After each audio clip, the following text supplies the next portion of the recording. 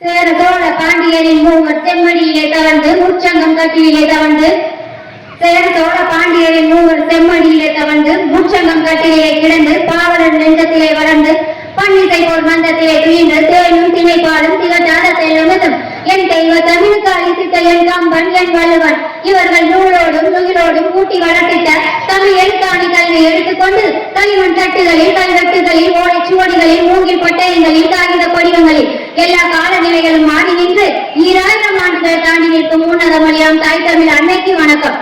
இப்ப இந்த தடவை எங்களுக்கு வாய்ப்பு கொடுக்கல. இப்ப திரைக்கவர்ச்சியை மட்டுமே மக்கள் நோக்கி என்ன செஞ்சுட்டாங்க, இந்த தடவை அண்ணனுக்கு வாய்ப்பு கொடுத்துட்டாங்கல்ல விஜய் அண்ணனுக்கு.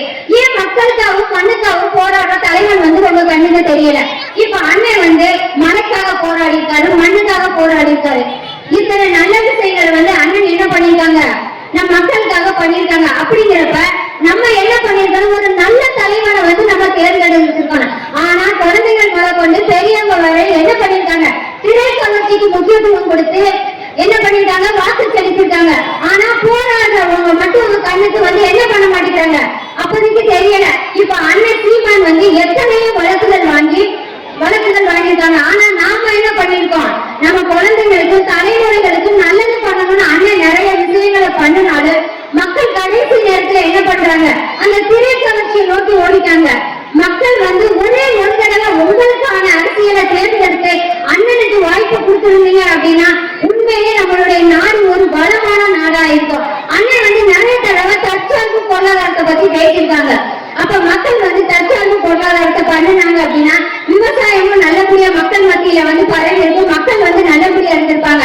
ஆனா என்ன பண்ணிட்டாங்க, அண்ணனுக்கு வாய்ப்பு கொடுக்காம குழந்தைங்க முதற்கொண்டு பெரியவங்க எல்லாமே கொடுத்துட்டாங்க வாய்ப்பு. இப்ப பாத்தீங்கன்னா நம்ம திண்டுக்கல்ல இருந்து ஒட்டன்சத்திர வரைக்கும் மோனோ கார்பஸ்ங்கிற மரம் ஹைவேல இருக்கு. யாருக்காவது இது வரைக்கும் தெரியுமா, அதோட மகரந்த வெடிச்சதுன்னா அதை சுவாசிச்சா மக்களுக்கு தொழுநோய் ஏற்படும், குழந்தைங்களுக்கு நுரையீரல் பாதிக்கும் அப்படிங்கிறது இது வரைக்குமே யாருக்கு தெரியாது. ஆனா நாம் தமிழர் பிள்ளைகளான நாங்க என்ன பண்றோம், அந்த மரம் ஒவ்வொரு தடவையும் எங்க கண்ணுல போடுறப்ப ஐயோ இதனால மக்கள் ரொம்ப என்ன பண்ணுவாங்க, பாதிக்கப்படுவாங்க அப்படிங்கிறதுக்காக நாங்க என்ன பண்ணிருக்கோம், மனு கொடுத்திருக்கோம். இன்னும் அதை அகற்றல.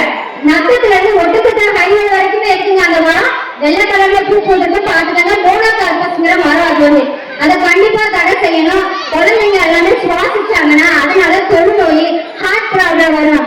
எனவே நீங்க இனிமேலாவது அதாவது செல்லுல பாக்குறீங்க, அதாவது ஆட்சியர்ஸை மட்டுமே பார்க்காம அண்ணன் என்ன சொல்றாங்க, மக்களுக்கு என்ன பண்றாங்க அப்படிங்கிறத இளைஞர்கள் அடுத்த தலைமுறைகளுக்கு கடத்தி அடுத்த இதுலயாவது எங்களுக்கு ஒரு தடவை வாய்ப்பு கொடுங்கன்னு நாங்க கேட்கிறோம்.